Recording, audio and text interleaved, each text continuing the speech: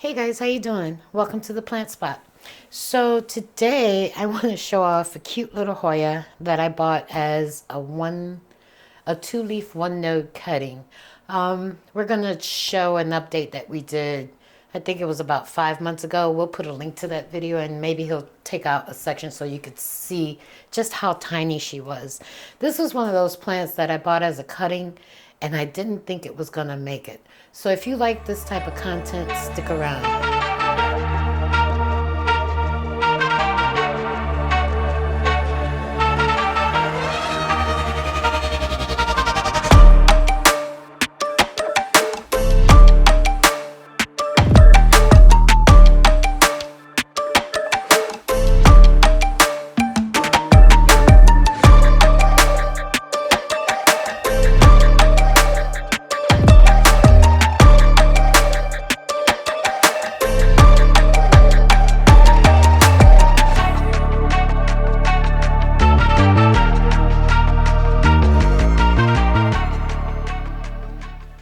All right, guys, as I mentioned in the intro, I'm going to bend over here a little bit and come in closer. This is a Hoya Perangin Durial. It is part of the Lacanosa Hoya family. This little guy, for me, was tough to get rooted. It was not easy.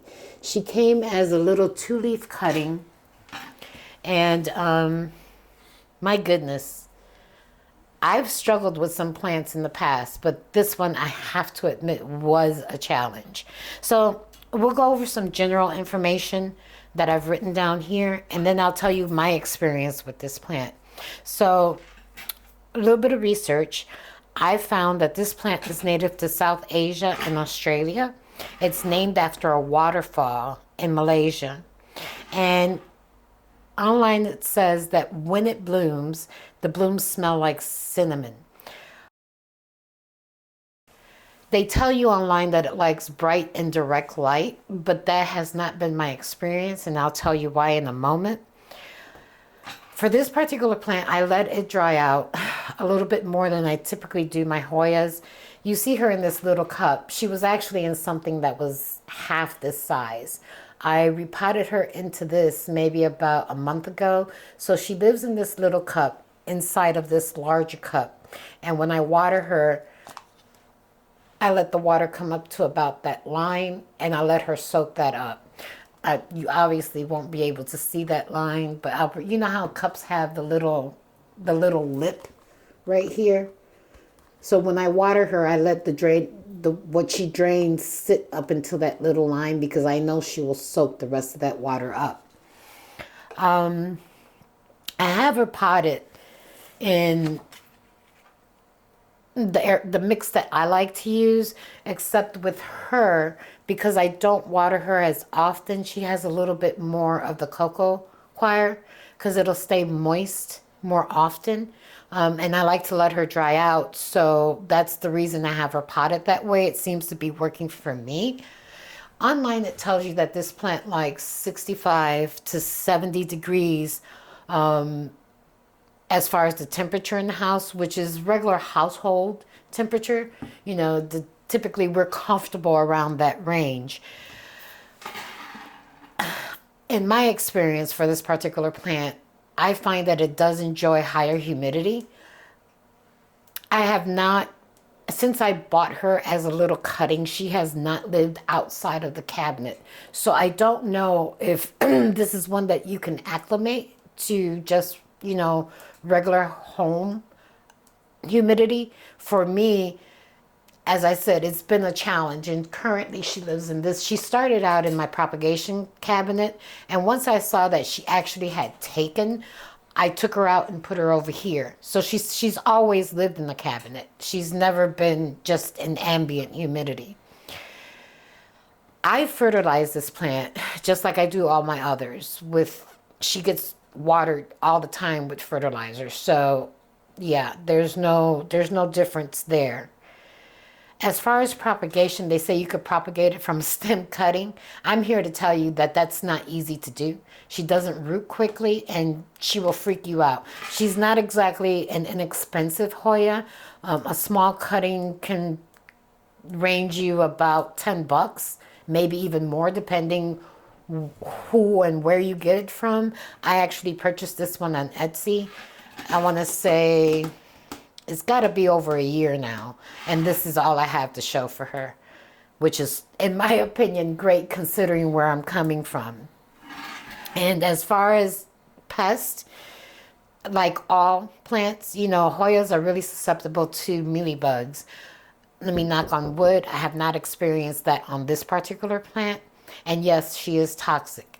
Now let's talk a little bit about my experience with this plant. And I'm going to sit for this. So as I mentioned in the intro, I got this plant as a very tiny cutting. She was literally maybe what you see here, 3 leaves and a node, very tiny. And when I got her, she didn't come in soil. She was just in a little zippy bag. And I placed her on top of dirt, just like I did with all the others, and prayed that it would root. After months of having, I bought 5 at that time. After months of having her like that, she was the one that did not progress. She was the one that just refused to root. She wasn't dying, she was still green, but she just wouldn't root. She didn't start to root and progress until I put her closer to a grow light. That's when I started to notice that she was actually taking to the soil that she was in. Now, I have to say, this plant is super slow to grow, especially when you're starting out with just a cutting. In my experience, what I've found is that she enjoys the bright light, not the moderate and direct light that they tell you. She does blush. You see, she does blush and stress. She's got the little red, and I think that's really pretty. She doesn't look unhealthy when she blushes, so I'm okay with that. I don't know. I don't know that I would recommend this particular Hoya to a novice, to a beginner. I think this is one of those Hoyas that somebody with a little bit more experience with Hoyas and patience would be better suited. This Hoya presents a challenge, and if you like that type of thing, then this would be one to challenge your nerves and your patience and the whole 9 yards. But at the end of the day, she has the typical Lacanosa characteristics, the leaves with the little pockets, and she's really cute, and her leaves feel almost succulent-like. They're fat and chubby. Yeah, it's really a cool plant. It's just one that I find to be a challenge. Right now she's happy, and I'll show you exactly where she lives so you can get an indication of just how much light she's getting. So currently she's in this particular cabinet, and she lives right here. I don't know if you can see my hand there, but she's like, let me open this side up. She's like right in this corner, and she gets that overhead direct light.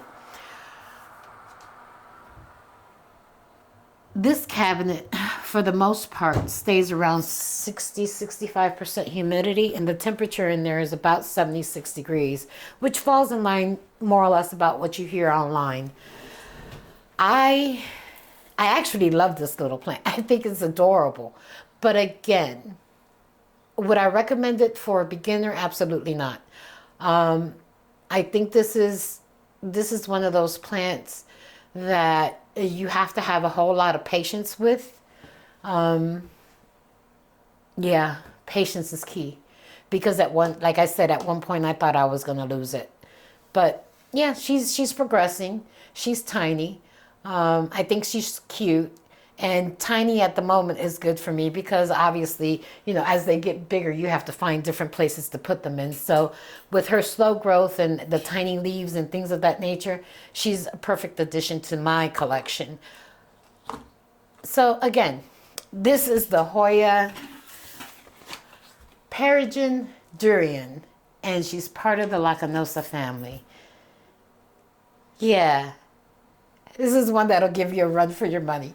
But I think if you've grown Hoyas in the past and you like a challenge, this is the plant for you. So guys, let me know if you're growing this one.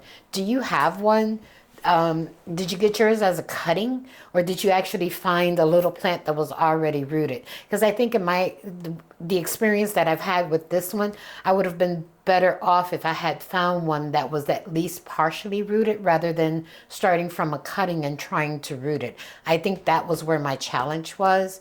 I think that if you can find one that's rooted, then the chances of success is greater, and you won't experience, I won't say stress because I wasn't stressed out, but I was worried that I was going to lose it.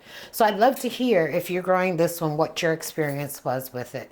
And if you've got a mature one, send me a picture on Instagram or on Facebook. I'd love to see what it looks like once it gets bigger.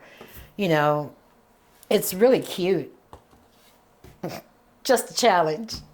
So if you like this type of content, don't forget to like, subscribe, share, and hit the notification bell. And we'll talk to you real soon. Thanks for stopping by. Bye.